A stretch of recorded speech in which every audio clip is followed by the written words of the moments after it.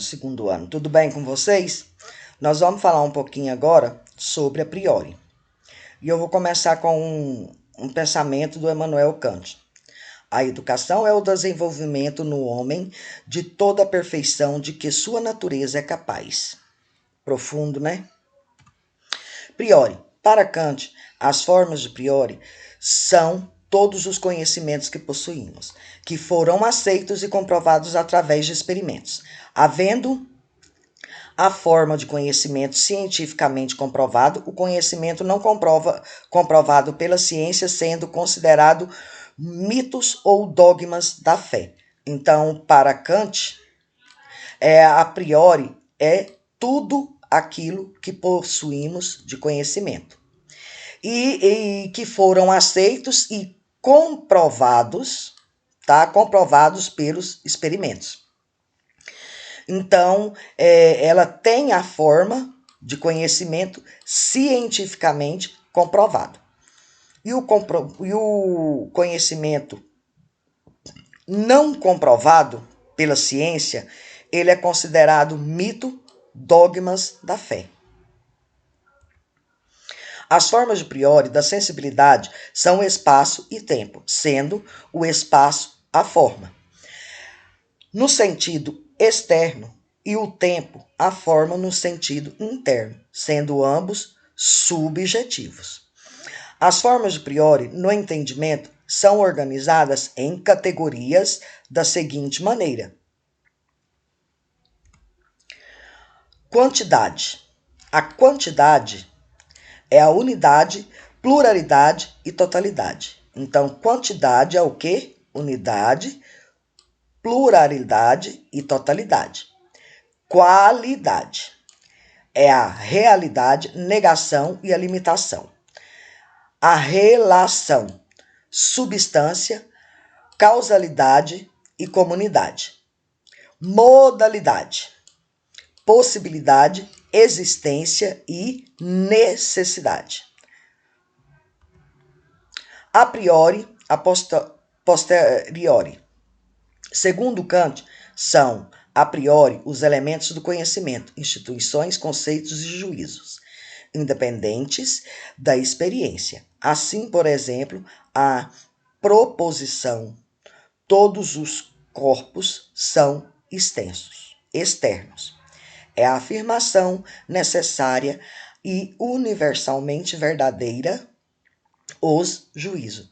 Então, a priori, é os elementos do conhecimento, a instituição, conceito e os juízos.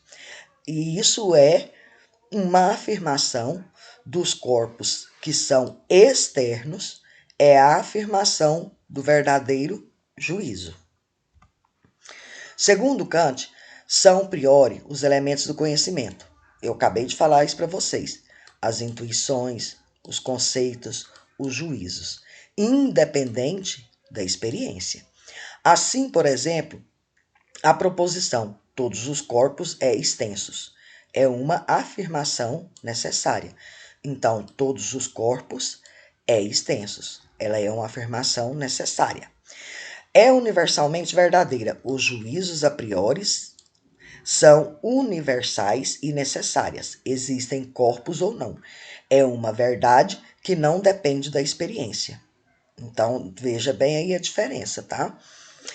E o conhecimento é a posteriori, quando só é possível através da experiência.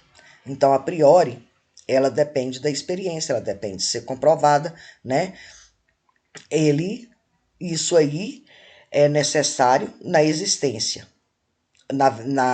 É uma verdade que não depende da experiência. Agora, a posteriori, ela só é possível através da experiência.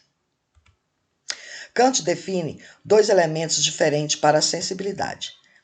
Então vamos lá. A matéria: conjunto de impressões que o sujeito recebe do exterior. Então a matéria é um conjunto de impressões que o sujeito recebe.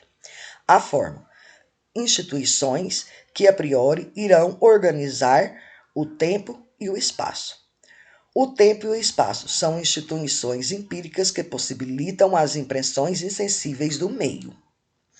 Para Kant, é pela sensibilidade que os objetos são dados e pelo entendimento de que são pensados está relacionado na crítica kantiana do racionalismo dogmático.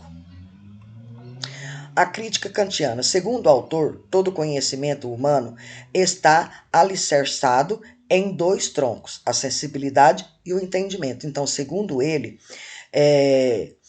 o conhecimento humano é alicerçado em dois troncos, a sensibilidade e o entendimento.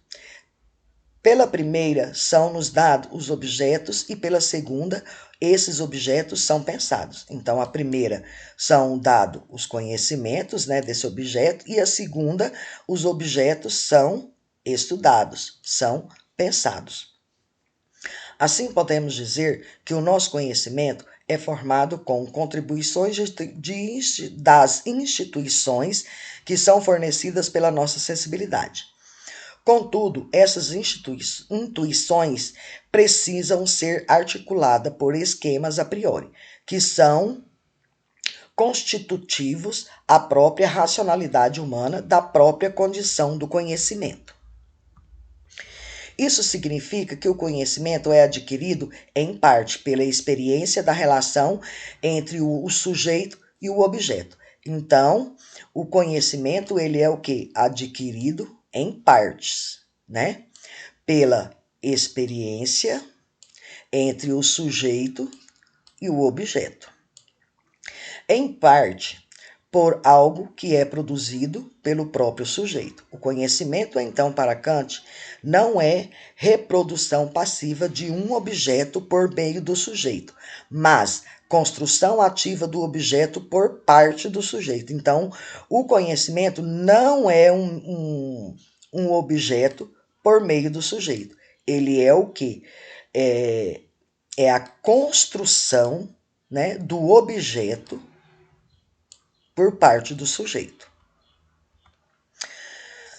Só a sensibilidade nos fornece instituições com as quais o entendimento trabalha. Assim, uma definição mais primária do conhecimento em Kant dá forma a uma matéria dada. Para Kant, vai além e introduz o conceito de intuição pura, ou seja, forma pura da sensibilidade. Essas instituições puras são o espaço e o tempo. Resta-nos, então, entendermos o que significam esses conceitos.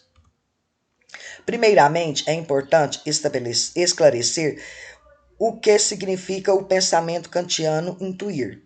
Para o autor, a intuição é a visão direta. Então, para ele, né, a intuição é a visão direta, imediata de um objeto, pensamento atualmente presente ao espírito e aprendido em sua realidade individual. Nesse sentido, toda intuição é sempre sensível. Dessa forma, podemos dizer que conhecer é, primeiramente, intuir.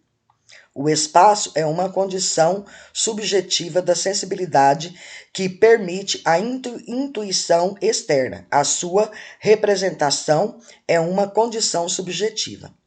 Ele abrange todas as coisas que nos possam aparecer exteriormente, mas não todas as coisas em si mesmas.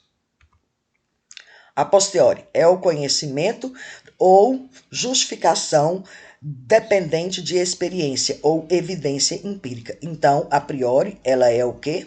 Ela é a experiência, ela depende da ciência, ou seja, depende de objeto qual será retirado.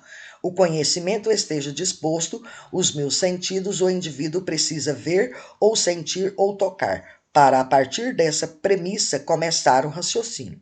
Um exemplo de conhecimento a posteriori seria a indagação: qual é o efeito da lactose em um indivíduo intolerante? Então, essa indagação, né, que ele deu aí de exemplo, depende, né, da comprovação científica. Pode-se perceber que esse questionamento não pode ser respondido sem pesquisa científica, sendo necessário realizar testes com lactose em um indivíduo intolerante para conhecer os efeitos e responder à questão. Então, a posteriori, ela depende da comprovação científica. As definições desses termos divergem de forma sutil daquelas que Kant, levando em conta essas diferenças, a análise controversa de nomear com um contingente e a priori melhor se encaixa no quadro epistemológico de Kant, chamando a analítica a posteriori. Kant aplicou a distinção entre o analítico e o sintético, os juízos e as formas de expressão predicativa, sujeito e predicado, em geral. Considerou o analítico todo o acto predicativo em que o conceito de predicativo está contido a priori, no conceito do sujeito. Ora, verifica-se que a pressuposição de Kant de todas as frases eram do tipo sujeito e predicado. Era diferente. Isso levou filósofos posteriores a tentarem resolver este problema e eliminar as deficiências kantianas. Então, galera, nessa aula vocês vão responder as questões 5 e 6 da apostila. Qualquer coisa estou à disposição, é só me chamar no WhatsApp e até mais.